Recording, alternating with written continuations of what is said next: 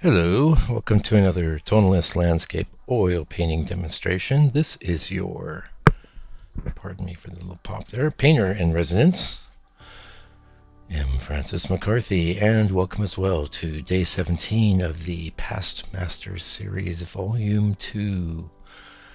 And the painting I'm doing a study after today was done by John Francis Murphy a long time ago, probably I don't know, 1880, 1890, something like that. And it's the only title I have is landscape. He wasn't a big one for titling a lot of his work. Some of it is, but a lot of it not.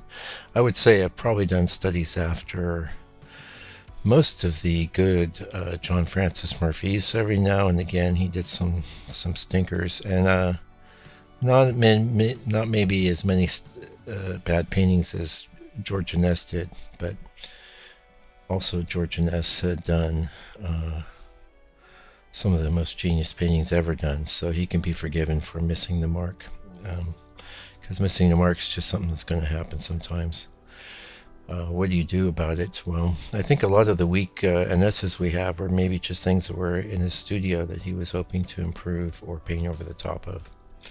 There was a lot of work in his studio when he passed on, maybe 200 paintings or something, and the fact of the matter is with George Ness, a lot of those are actually signed by his son. Yeah. Anyway, we're doing a John Francis Murphy, so let's not talk too much about George Ness.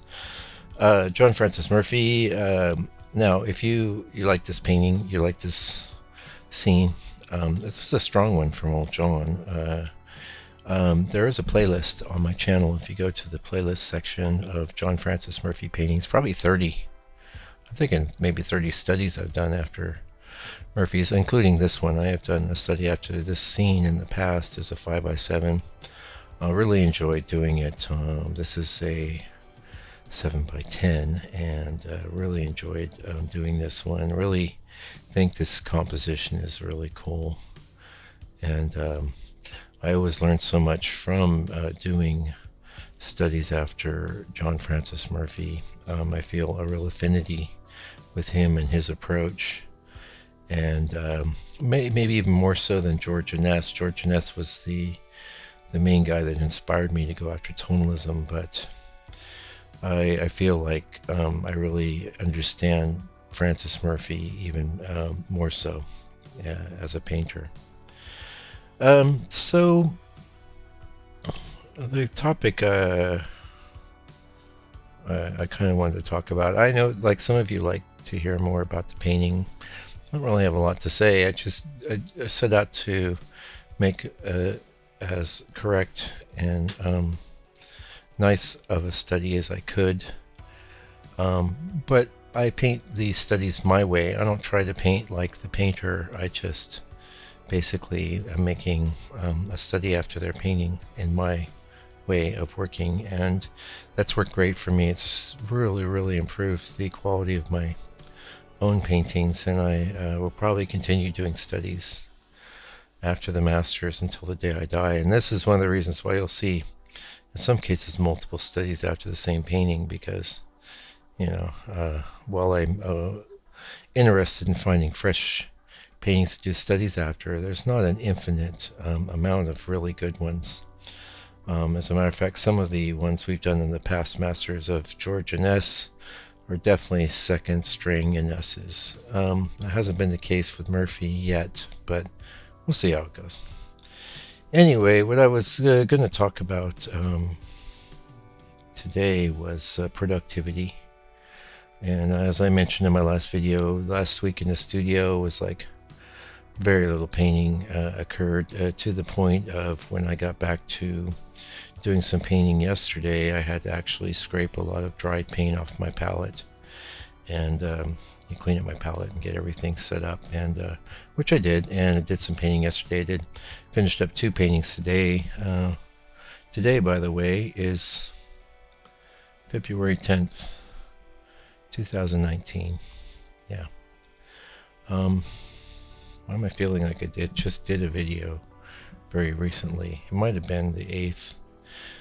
Oh, either way, this is my weekend past master, and we have about 2 or 3 other, maybe 4 other past masters that are photographed and in the can, ready to go.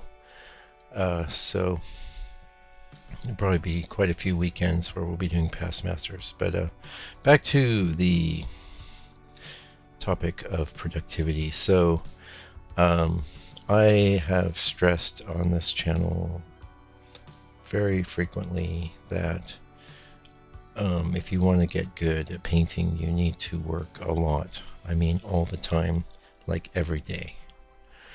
That said, I'm going to modify that a little bit. There will be times when, for whatever reason, you're not able to do a lot of work, and that might be vacation. It might just be a week of, last week I had all kinds of appointments for my car, for my dog, for my teeth, to get cleaned and things like that. Every one of them just kind of landing in the middle of the day, and then preparation on top of that for an open studio thing this weekend, which I just finished, and that went pretty well. Thanks for those of you that dropped by to see me if you live here in Whangarei, New Zealand, or close by. But I don't like that feeling of not getting a lot of painting done, and the reason for that is because I know the importance of working all the time. I know that you don't want to actually, and I've talked about this as a topic so much, when it ties directly into productivity, and that is the idea of momentum and how important that is to any endeavor.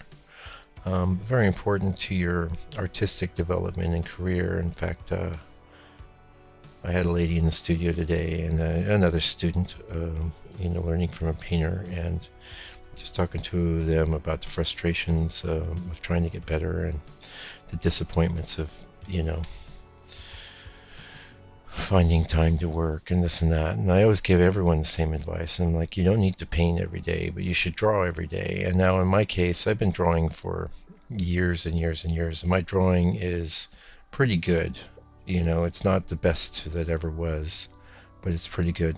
By the way, we are now onto a dry painting, so everything I'm doing now is over the top of a dry painting. I've been getting a lot of questions about that, both in my email and on the channel, so I might call it out. But what you want to look for is a quick, sudden shift in the lighting and position. And there's an awful lot of things that you can only pull off, like dry brush techniques and glazing, and things like painting tree trunks. Best way to paint a tree trunk over a sky is to actually have the sky sort of dry underneath, and you'll see I am going to be painting some little thin tree trunks here. So just wanted to interject that while it was happening. Getting back to momentum and productivity. So think of it like this. When NASA's going to send a rocket into space, it has a giant payload of fuel, and each one of these fuel canisters is used and then just dropped off the rocket into the ocean. And the biggest ones are the first ones to drop, and the reason for that is because it takes the overwhelmingly majority of the fuel is used to get up off the ground. Once you're up and you're moving, and I don't know my physics very well. I do appreciate the ideas in physics, but I'm not a scientifically minded guy. I think there's something with physics that goes, an object in motion likes to stay in motion unless something comes along to interrupt it. And this should be very true of your trajectory as an artist. You should always be moving forward and always be moving, painting, drawing, moving forward.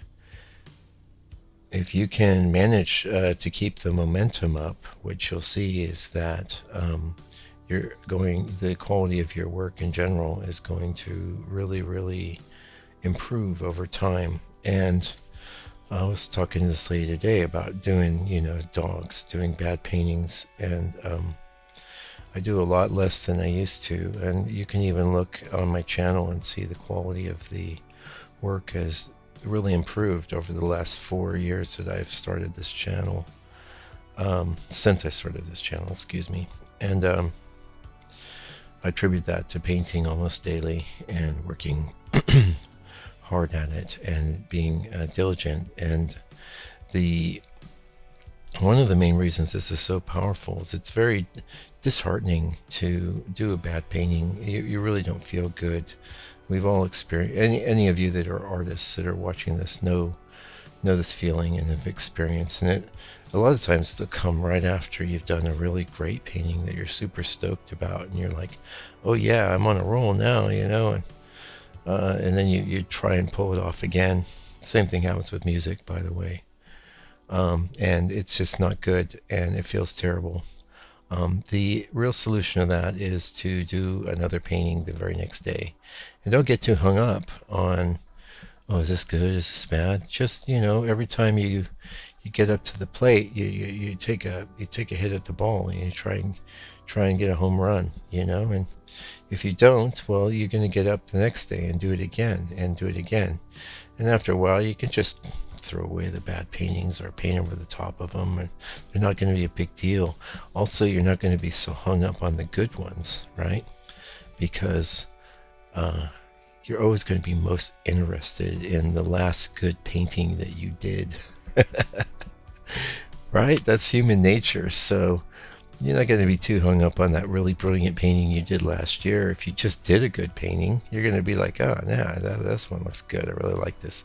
I'll see if I can do it again with different motif, different colors, different whatever, and this gets into another principle, which I know I've outlined in the channel a lot, but we have a lot of new subscribers and stuff, and I don't think many people are digging down into the real bowels of my channel. And to the point where they're saying, oh my gosh, he said this 300 videos ago. This principle is basically that well, I've just said it basically. If you're doing a lot of work, you're not going to be so bothered when something's good or something's bad, because here we get to my point.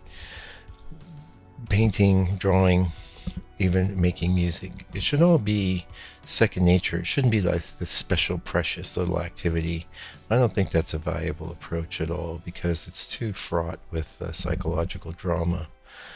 Painting, drawing, creating music, anything creative should really be more like an expression of who you are in the moment. It should be something very much like eating, sleeping, brushing your teeth, it should be almost a mundane experience because you do it all the time, and it should be second nature. It should just be, well, I pick up my brush and I start painting, I pick up a pencil, I start drawing, and we're almost at the time here. And I guess the last thing I want to say is, like, if you don't want to get your paints out, you don't want to worry about that, spend a little time drawing. All you need is a piece of paper. I recommend getting a big ream of copier paper. Don't worry about sketchbooks.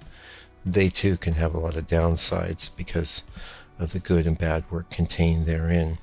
But with a piece of copier paper, you just do a drawing. If it's good, you keep it, and if it's bad, you throw it crumpled up and throw it away. And you're not going to remember it. It's gone. So anyway, it looks like we're very close to the end here. Thank you for joining me today. I really appreciate it. And if you got any questions or comments, just leave them below this video or shoot me an email, and I'll get back to you. I'll be back real soon with another video. Meanwhile, please take good care and stay out of trouble.